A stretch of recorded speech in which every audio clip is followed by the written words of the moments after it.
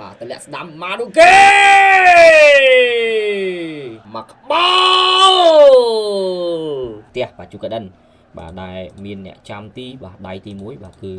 បាទកីឡាករបាទចាក់កូប្រេណេបាទជាមួយនឹងខ្សែការពារ4រូបគឺមាន Marcos បាទ Danielson បាទ Jacob Lawson បាទ Keita Kusuki បាទ Adam Stahl បាទ Tabas Fish បាទ Wilkerson Hampos បាទ Van de បាទ Daniel Stenson បាទ Tomax Win បាទប្រិយមិត្តយើងបាទកីឡាករបាទ Agus Prak និងកីឡាករ Santeri Harala បាទប្រិយមិត្តយើង Santeri Harala បាទហើយនេះគឺជា11អ្នកដំបូងបាទរបស់ Chelsea បាទដែលមានអ្នកចាំទីដៃទី1បាទ Philip Jorgensen ខ្សែការពារគឺមាន Cachoeira Tosin Daraboyo បាទ Disile និង Chimpong បាទគណៈដែលបម្រើគឺមាន Dewsbury Hall និង Richiem បម្រើប្រយុទ្ធគឺមាន Jadon Sancho បាទ Enzo Fernandez បាទ Terry George និងខ្សែប្រយុទ្ធស្រួយបាទគឺកីឡាករនីម៉ាឌូហ្គេបាទនិយាយថាទម្រង់លេងនេះប្លែកខ្លាំងមែនតើបាទប្រិយមិត្តប្រទេសជាតិឥឡូវនេះការប្រកួតគឺបានចាប់ផ្ដើមហើយបាទកាយចេញពីជើងរបស់ក្រុមបាទតោស Chelsea បាទថ្ងៃនេះមិនមែនតោ Q ទេបាទគឺជាតោសបាទដែលត្រូវលេងតទល់ជាមួយនឹងក្រុមខ្លាំងមកពីលីកកំពូលរបស់ប៉ូឡូញបាទគឺជាលីកកំពូលអាល់បាទអធិស្ឋានបាទលីកកំពូលស៊ុយអែតបាទអាល់ស្វេនកាន់កាកន្លែងនេះទាត់ស្ដាប់ចូល1-0តោ Q Chelsea បានបើកការនាំមុខទៅលើ Jugaden ពីការទាត់ដោយកីឡាករ Jadon Sancho បាទប្រិយមិត្តយើងទាំងអស់គ្នាបាទបានមកគ្រាប់ហើយប្រិយមិត្តយើងមិនសម្រុកមិនបុកច្រើនទេប៉ុន្តែឥឡូវនេះបានមកគ្រាប់ហើយបាទJugaden បុកចោះបុកឡើងបែកខ្លួនឯងបាទប្រិយមិត្តយើងបាទខ្ញុំមកទស្សនារូបភាពផ្សាយជាថ្មីម្ដងទៀតនេះគឺជាឱកាសនៃការទាត់ជាលើកដំបូងហើយប្រិយមិត្តការលើកមកពី James ទប់ហើយក៏ទាត់កន្លែងនេះគឺព្យាយាមឃ្លាណាស់ដែរប៉ុន្តែឃ្លាមិនដាច់បាទពីសំណាក់ខ្សែការពារទាត់បាល់នេះប៉ះដៃឡងចូលក្រោយនេះហូចទេបាទគេទៅបាល់ហេងចឹងមែនហ្នឹងយើងគាត់ម៉ាំងឡងបាល់នេះត្រូវលោតចេញដល់ពេលវាឃ្លាមកបុកជាមួយនឹងដៃវាទៅចូលទៅវិញណាបាទនៅបាល់វាត្រូវចូលវាអញ្ចឹងប្រិមិត្តយើងដល់ពេលមិនត្រូវចូលដូច Nottingham Forest ថ្ងៃមុនទាត់មួយមែនទីទាត់ចង់ងាប់ចង់រស់បុកតែប្រគួតទីបាទតម្លាក់ស្ដាំម៉ានូកេចូលជូនទៅបងប្អូនយើងបាទដែលចង់បានមកគ្រាប់ចោតគ្នាតែគ្នាអត់សុទ្ធឥឡូវគ្នាសុទ្ធឲ្យហើយ2-0បាទប្រិមិត្តយើងបាទមកហើយបាទបងឈឹមណារ៉ិតបាទបងជាតិបងគឹមឆេងបាទចូលភ្លឹបហើយបាទយើងទស្សនាការប្រកួតបាទនេះប្រិយមិត្តយើងបាទដូស្បារីហោកាត់ទៅ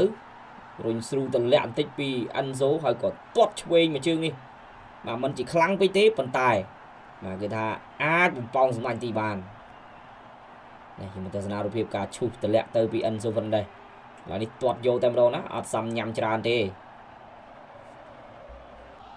មកឲ្យវិញខូផាមើលបញ្ជូនឲ្យ Jackson បាទពិតពាំងកន្លែងនេះឱកាស Jackson ចូល3-0ដែលជាការសម្រេចចិត្តមិនដាច់បាទធ្វើស្ដាច់មិនបានពីសំណាក់ខ្សែការពារជាមួយនឹងអ្នកចាំទីបាទចង់ពាំងបន្តិចចង់អីបន្តិចថយបន្តិចទៅបន្តិច Jackson ឆក់យកបាល់បានហើយក៏បំពងសំណាញ់ទីបានសម្រេចនេះប្រិមិត្តយើងមកទស្សនា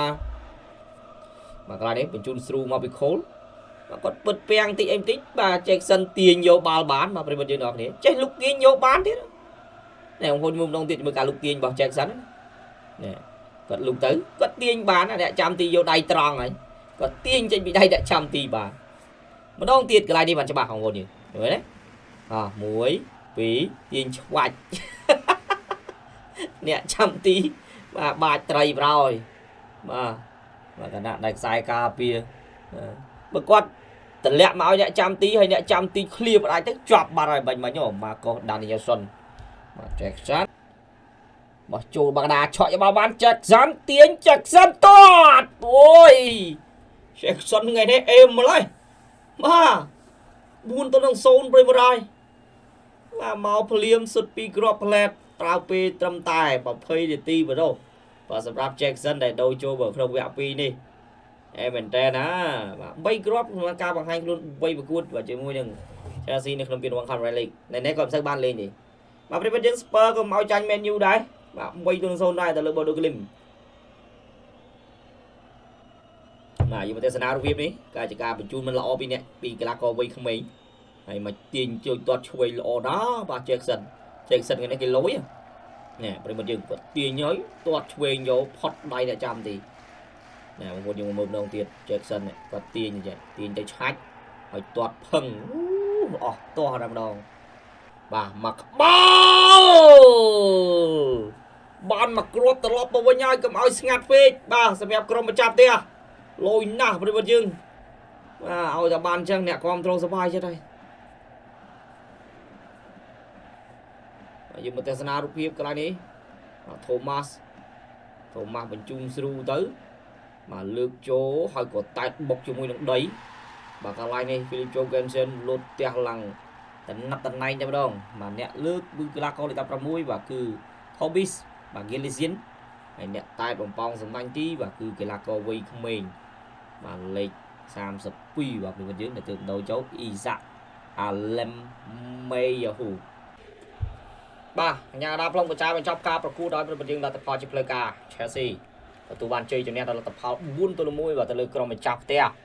បាទ Jugaden បាទប្រាប់ជើងទី1នេះគឺពិតជាអីមែនតើអញ្ចឹងបាទសង្ឃឹមច្រើនហើយនៅក្នុងការឡើងទៅកាន់វគ្គផ្ដាច់ព្រាត់ហើយដៃគូរបស់គេនេះគឺរៀលម៉ាឌ្រីតកំពុងនាំមុខ Fiorentina 2-1ប៉ុន្តែមិនទាន់បញ្ចប់ការប្រកួតទេបាទអញ្ចឹងអរគុណច្រើនមែនតើប្រិមិត្តដែលបានចំណាយពេលវេលាដ៏មានតម្លៃតាមដានទស្សនកម្មផ្សាយតាំងពីដើមរហូតដល់ចប់បាទសូមខន្តីពីទោសសម្រាប់ការអធិប្បាយបាទលើសលូកខាតខុសទោះត្រង់ថ្មីណាមួយជូនពរប្រិមិត្តអរគុណសូមជជែកពីកិច្ចការងារពេលនេះខ្ញុំបាទមីចវ៉ាន់សូមអរគុណសូមជម្រាបលាបាទ